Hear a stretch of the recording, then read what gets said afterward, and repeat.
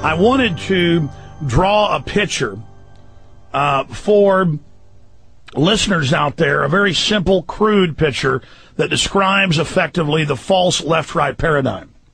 The Republican Party props up the Democratic Party, and the Democratic Party props up the Republican Party. If you had one of the political parties standing on its own, when the wind came along, it would just fall over.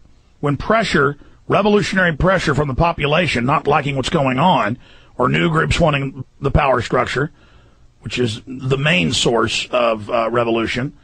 Most of it is driven by evil, just like the elite is driven by evil. Very rare to have an altruistic revolution.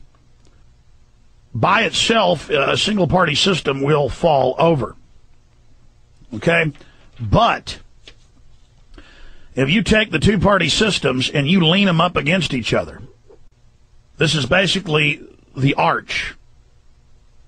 Their force going together keeps them together and makes it become a very strong, stable platform on which they can build their hierarchical New World Order system. Okay? So the current two-party system has been dominated and bought up and controlled by the elite that sits atop it. Now, the elite with a one-party system would not be balanced on top of one party. They would be subject to being toppled, being pushed over easily. But you put the two parties up against each other, they form a royal arch. And now it's very hard to separate those two because they're leaning up against each other. I mean, this is really simple, but I want to explain this to people. Check it out, folks. Why do you see so many leftists who mean well, like Rage Against the Machine, Tom Morello, or Henry Rollins, who are right on so many issues but then believe in leftist policies? We need a global carbon tax. But there's an elite funding that. No, the elite, the big corporations are against it because the media advertises that big corporations and oil companies are against it. Henry Rollins doesn't know, doesn't have the documents.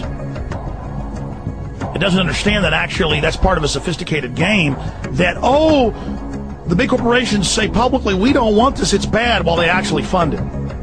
They know the public's awake to the fact that they're corrupt, so the public will be fooled and go and support the agenda. It's please don't throw me in the briar patch. It's the old briar rabbit situation. Here's the political field, and this is where the population resides. And then we supposedly, through the grassroots, come up into the political party.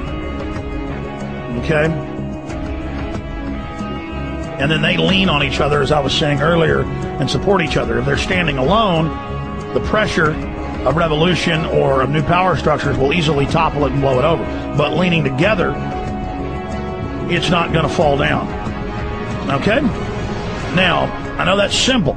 But let me give you an everyday example of this. As I said, the left sees all of these evil mainline Republicans who we know are liars and who the media even exposes as being liars. They see them lying about everything else. So if the Republicans come out and say, we're against a global carbon tax, well, then by God, I'm for a global carbon tax. And so that's how the two sides leaning up against each other give the other side support. And so Democrats over here, Republicans over here, Republicans attack Barack Obama. And then the Democrats attack John McCain. And then the population who's down here is trained to see John McCain as representing them personally, as being their daddy, of where their personal power comes from, of their camp, their brand name, their brand of soda, their brand of automobile, Ford or Chevy. And so this is a controlled paradigm. And so we have Republicans attacking Democrats, and that's the force against them. And you have Democrats attacking Republicans, and that's the force against them.